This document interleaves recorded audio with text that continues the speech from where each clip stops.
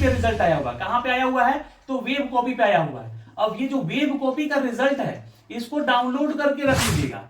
लेकिन अब जो वैकेंसीज आएगी वो करीब करीब 50,000 से लेकर 1 लाख के बीच में आ सकती हैं। ऐसे को लेकर यानी कि जो छात्र हित में मांग है उन सभी मुद्दों पे आज हम चर्चा करने वाले हैं। और स्वागत है आप सभी का एजुकेशन की 86 में। रुक करते हैं एक बार फिर से बिहार की तरफ। दोस्तों, बिहार में बीपीएससी टीआरई 4 को लेकर नया नोटिफिकेशन आने वाला है।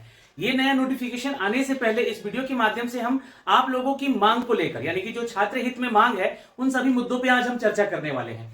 और जो इंपॉर्टेंट आप लोगों को अगर इसमें सुधार करने को भी लगे तो आप लोग कमेंट करके जरूर बताइएगा कि इसमें और ये चीजें सुधार करने को आयोग को बताना चाहिए। हो सकता है कि मेरे इस वीडियो के बनाने से आप लोगों का बात जो है सरकार तक पहुंच जाए और आप लोगों के इस बात विचार पे जो है सरकार सहमति दे दे और उसमें टीआरई 4 का नोटिफिकेशन आने से पहले कुछ सुधार कर ले। लेकिन टीआरई 4 का नोटिफिकेशन तो बीपीएससी जारी करती है, तो क्या बीपीएससी नियम में सुधार कर सकती है? तो बिल्कुल नहीं। ये नियम की सुधार जो है शिक्षा विभाग कर सकती है। यानी कि जो हमारा बिहार टीचर नियमावली है एक्ट 2023 उसमें संशोधन करने की जरूरत है। कौन कौन सी चीजों के संशोधन करना चाहिए उन सारे टॉपिक हमने यहाँ पे लिखे हैं। प्लस अगर आपकी कोई राय है यहाँ पे तो उसको भी जरूर बताइएगा।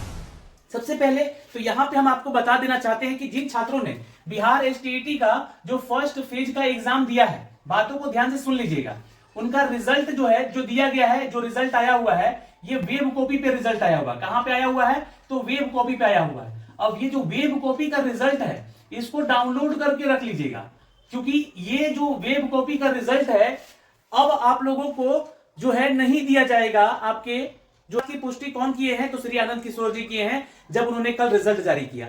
उन्होंने अपनी बातों में प्रेस कॉन्फ्रेंस में इस बात को रखा है कि जो भी है इसका तो ये पात्रता परीक्षा है, तो ये जो पात्रता परीक्षा है इसका रिजल्ट जो आया है वेब कॉपी वो रखिए और वही आपको जो है फॉर्म भरते समय बीपीएससी का अपलोड करना होगा। उसके बारे में चूंकि उसपे भी बीएसयूबी का जो है यूनिक आईडी आपका दिया रहता है तो उसपे भी दिया रहता है, तो अलग से आपको जो है यहाँ पर हार्ड कॉपी में सर्टिफिकेट नहीं दिया जाएगा। ये सूचना है और इस पे जिला शिक्षा पदाधिकारियों के पास अब आपको वेब कॉपी ही डाउनलोड करके रखना होगा।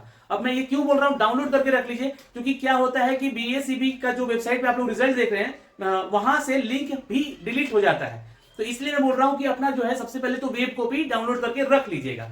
दूसरी चीज, इस वेब कॉपी के रिजल्ट को क्या लाइफ टाइम वैलिड माना जाएगा? तो यस, ये लाइफ टाइम वैलिड रहेगा आपका। जब तक आपका एज लिमिटेशन है तब तक आप जो है अगर फॉर्म भर सकते हैं बिहार बीपीएससी का तो इसको रख सकते हैं। अब जो तीसरा समस्या है एज की बात जब आती है तो एज लिमिटेशन या एज रिलैक्सेशन की मांग जो है लगातार छात्र कर रहे हैं। और वो क्यों? क्योंकि देखिए, आप अगर देखिएगा कुछ ऐसे विषय हैं जिस विषय का परीक्षा लगातार कभी हुआ ही नहीं है। इनफैक्ट तो बिहार में 6 साल 8 साल के बाद वैकेंसी निकाली गई बिहार शिक्षक भर्ती को लेकर, तो यहां पर जो है एज लिमिटेशन में छूट एक ही बार दिया गया बीपीएससी टीआरई 1 के दौरान और टीआरई 2 के दौरान। वहां पे क्या हुआ कि एकदम से एक बार में 2 महीने 4 महीने के अंदर ही दोनों बहालियां ले ली गई, तो एक बहुत बड़ी वैकेंसी का अपडेट निकल चुका है। लेकिन अब जो वैकेंसीज आएंगी वो करीब करीब 50,000 से लेकर 1 लाख के बीच में आ सकती हैं। ऐसे नोटिफिकेशन अपडेट आएंगे आगे आने वाले समय में। तो यहां पर सरकार को चाहिए कि उम्र सीमा में छूट देनी चाहिए, क्योंकि 6 साल 8 साल या 10 साल से कुछ ऐसे विषय हैं जिनकी आपने परीक्षा कभी ली नहीं, उसका एसटीईटी अब हुआ जाकर 2023 में। तो ऐसी परिस्थिति में नियमावली में सुधार करके यहां पर जो है एज लिमिटेशन में, यहां पर मैं अगर बात करूं तो एज लिमिटेशन की यहां पर जो है छूट देनी चाहिए। एज में अभी जो है जो बिहार के छात्र हैं उनको 21 साल से 37 साल तक का एज मिलता है। तो इसमें कम से कम अगर आपने टीआरई 1 के दौरान देखा होगा हम लोगों ने कि टीआरई 1 और 2 के दौरान जो है कुछ विषयों में है ना, कुछ विषयों में यहाँ पर जो है 10 साल से लेकर 11 साल तक का छूट दिया गया। तो ठीक है, 10 साल 11 साल का आप छूट मत दीजिए, लेकिन कुछ तो छूट दीजिए। एटलीस्ट 9 साल कर दीजिए, एटलीस्ट 8 साल कर दीजिए, है ना, ताकि जो छात्र हैं वो आवेदन कर सकें और उनको मौके जो हैं वो लगातार मिलते रहें, उनका सिलेक्शन हो सके यहाँ पर। तो ये एक छोटी सी मांग है, क्योंकि क्या है कि ये एग्जाम दे ही नहीं पाए हैं लोग। बहुत सारे ऐसे लोग हैं जो कि जिनके पास एसटीईटी 2019 का सर्टिफिकेट नहीं था तो वो एग्जाम नहीं दे पाए। 2023 वाला एग्जाम दिए तो उसमें एसटीईटी नहीं निकल पाया।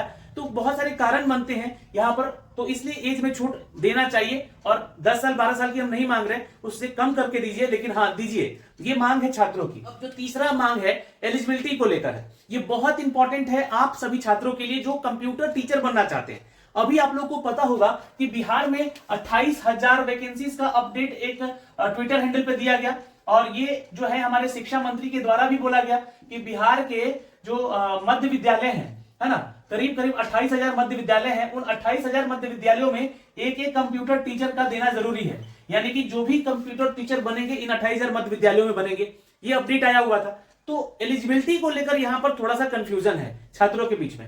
बहुत सारा चीज लिखा हुआ है, आपने कंप्यूटर एलिजिबिलिटी को देखा ही है। मैं आपको उस एलिजिबिलिटी के ऊपर जो है डाउट क्या क्या है, तो पहली चीज है कि जो लड़का 10th पास करके पॉलिटेक्निक किया है ना, क्या वो आवेदन कर सकता है, टीचर बन सकता है कंप्यूटर का? इस डाउट को क्लियर कीजिए आप में पहले।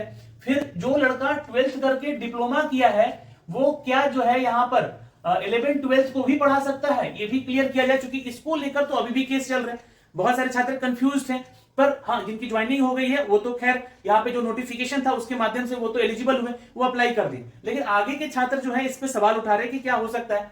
दूसरी चीज एलिजिबिलिटी को लेकर यहाँ पर एक बात और लिखा गया है कंप्यूटर में कि आप स्नातक हैं, अगर स्नातक हैं किसी भी विषय में, तो किसी भी विषय में मतलब कहने का इनका क्या तात्पर्य है कि ये किसी भी विषय में स्नातक है, मतलब बीकॉम है ना, या फिर बीए है, और इन्होंने साथ में पीजीडीसीए अगर कर लिया, पीजीडीसीए कर लिया, तो क्या ये एलिजिबल होंगे, इसकी जानकारी दी जाए। क्योंकि क्या है कि ये चीजें तो लिखी गई है, अगर नोटिफिकेशन देखिएगा तो ये चीजें लिखी गई हैं, लेकिन बहुत सारे ऐसे जिलों से इनको बाहर भी किया गया है, ये कहकर कि आपका ये जो कोर्स है ये यूजीसी रिकॉग्नाइज्ड है, और हम यहाँ पे जो मांग रहे हैं वो एआईसीटीई अप्रूव होना चाहिए, यानी कि टेक्निकल डिग्री से आपका जो है ग्रेजुएशन होना चाहिए। अब ये बीकॉम और बीए तो आपका एआईसीटीई होगा नहीं, ये तो होगा आपका बीई या बीटेक होगा।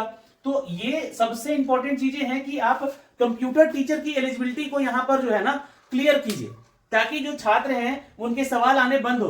क्योंकि क्या है कि बहुत सारे ऐसे छात्र हैं कि पीजीडीसीए कहीं से भी कर ले रहे हैं। इनफैक्ट बहुत लोगों का सर्टिफिकेट रद्द किया गया कंप्यूटर शिक्षक में कि उन्होंने अपना पीजीडीसीए का सर्टिफिकेट कहीं से खरीद के बनवा लिया, जबकि वहां पर लिखा गया है नोटिफिकेशन में कि आपको किसी ना किसी महाविद्यालय से एफिलिएटेड होना चाहिए आपका ये पीजीडीसीए कोर्स, ठीक है, किसी इंस्टीट्यूट से नहीं होना चाहिए। ये बात ध्यान रखिएगा। तो ये चीजें क्लियर की जाए, कंप्यूटर एलिजिबिलिटी को साफ साफ लिखा जाए, ठीक है। अब जो वैकेंसी आ रही है 28,000 के अंदर, है ना, इसमें क्या आपका बीएड होना जरूरी है? क्योंकि 6 to 8 जो है आप लोगों का क्या है, ध्यान से समझिएगा इस चीज को। 6 to 8 क्या है, तो मध्य विद्यालय है। क्या यहां पर आप लोगों का एलिजिबिलिटी होना, बीएड होना जरूरी है एलिजिबिलिटी में? ये तो करना ही पड़ेगा, नहीं तो ये जो 6 to 8 की वैकेंसी है इसको 6 to 10 की वैकेंसी बोलकर निकाली जाए। यही दो चीजें होंगी। तो जब यहां पर 6 to 10 की वैकेंसी होगी शिक्षा विभाग में, तो एलिजिबिलिटी क्या होगी और कंप्यूटर की एलिजिबिलिटी क्या होगी, ये भी बताया जाए। तो ये चीजें भी नियमावली में ऐड करना चाहिए, ताकि अगर ये वैकेंसी आ रही है, अगर तो नहीं आ रही तो खैर यहाँ पर उसको आप लोग क्लियर करेंगे। शिक्षा मंत्री जी का जो बोला हुआ बात है वो गलत साबित होगा अगर नहीं आएगा तो। लेकिन कितनी sir Bihar STET second phase का एग्जाम अब कब होगा, तो आपको बता दें कि श्री आनंद किशोर जी ने यहाँ पर अपडेट दिया है कि ये जो आपका टीचर रिक्रूटमेंट 3 का जो सिनारियो चल रहा है, इसके खत्म होने के बाद, यानी कि अभी 9th-10th का रिजल्ट आएगा, 11th-12th का रिजल्ट आएगा, उसके बाद इनकी ज्वाइनिंग की प्रक्रियाएं चलेंगी, और उनकी जो डॉक्यूमेंट वेरिफिकेशन की प्रक्रियाएं होने के बाद जो है आप लोगों का यहां पर बिहार एसटीईटी 2 का जो है एग्जाम लिया जाएगा। तो अब ये मान के चल रहे हैं हम लोग कि जो आपका एसटीईटी 2 है, यानी कि जो सेकंड फेज है, इसका नोटिफिकेशन जो है दिसंबर के लास्ट में या तो फिर कहें तो जनवरी 2025 में आने की संभावनाएं हैं। उसी तरह बीपीएससी टीआरई 4 को लेकर भी यहां पर अपडेट है कि बीपीएससी टीआरई 4 का जो नोटिफिकेशन है वो अब अगले साल आने की संभावना है, वो भी जनवरी के मिड तक। और इसका एग्जाम होने की जो संभावना है, मैंने आपको वीडियो सुबह बना के बताया, उस पर बहुत सारे लोग जो है कमेंट कर रहे हैं कि पहले तो आप बोल रहे थे कि दिसंबर में आ जाएगा, लेकिन ये हमारे ऊपर तो नहीं डिपेंड करता है, ये डिपेंड करता है सरकार की नीतियों पे। अभी इलेक्शन का साल है तो सरकार चाहेगी कि सभी की सभी बहालियां एक साथ छात्रों को दिखे। यहां पर एक साल पहले आप लोग का ज्वाइनिंग करा देगा तो सरकार उसका फायदा कौन उठाएगा फिर? तो ये सारी चीजें समझिए, ये मैं नहीं कर रहा हूं कि मैं बोल दिया तो हो जाएगा। ये शिक्षा विभाग से हम लोग पूछ रहे हैं। अभी आप जितने भी छात्र हैं, आप लोगों से रिक्वेस्ट है कि इन सभी मुद्दों पे क्या आप लोग सहमत हैं, तो आप लोग कमेंट बॉक्स में कमेंट करें और वीडियो को शेयर दबा के कीजिए, क्योंकि आपके शेयर करने से ही वीडियो मामला जो है मंत्री जी तक पहुंचेगा। और वैसे तो ये वीडियो मंत्री जी तक हम पहुंचा ही देंगे, लेकिन आप लोगों से रिक्वेस्ट है कि इन वीडियो को ज्यादा से ज्यादा शेयर करें, और आपके कमेंट आने बहुत जरूरी है इस पे कि क्या ये मुद्दे जो है सही है या नहीं है, इसमें कौन से मुद्दे गलत है, और अगर गलत है तो क्यों गलत है। तो अभी के लिए इस वीडियो में इतना ही, फिर मिलेंगे एक नए अपडेट के साथ। जय हिंद, जय बिहार।